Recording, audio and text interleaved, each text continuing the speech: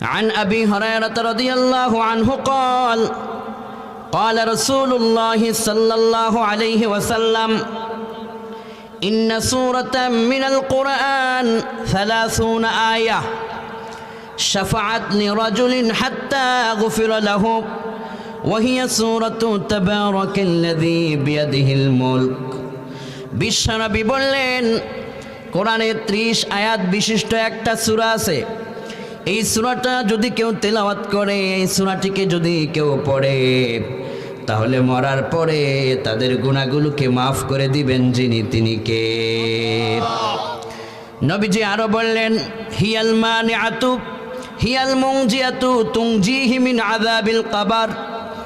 এটি এমন একটি সূরা, কবরে যখন মানুষকে রাখা হবে ভয়ঙ্কর আযাব থেকে এই সূরা আযাব থেকে পাটকারীকে বাঁচায়া জান্নাতের দিকে রওনা করায় দিতে পারবে। কোন সুবহানাল্লাহ।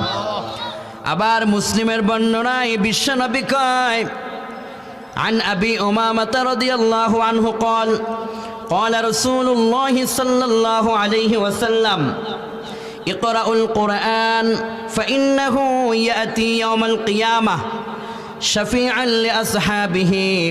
কোরআনে কারীম তোমরা পড়ো, সূরাতুল মুলক তোমরা পড়ো, সময় পেলে সূরা ইয়াসিন পড়ো, সময় পেলে আয়াতুল কুরসি পড়ো, সময় পেলে সূরাতুত তাকাসুর পড়ো, সময় পেলে সূরাতুল ওয়াকিয়া পড়ো, সময় পেলে সূরাতুর রহমান পড়ো, সময় পেলে কোরআন থেকে যতটুকুন পারো পড়তে থাকো।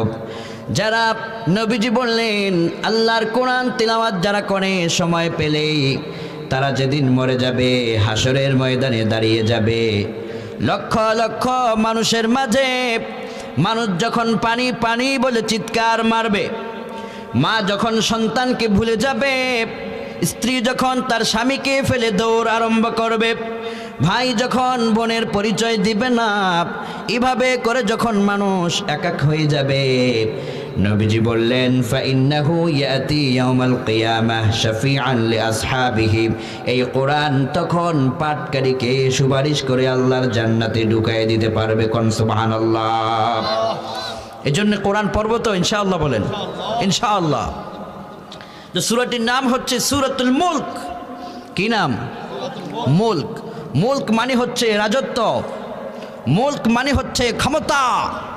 ক্ষমতা যার একমাত্র তিনি কে? আল্লাহ। কার ক্ষমতা? সকল ক্ষমতা। রাশিয়ার মস্কোর, ইউনাইটেড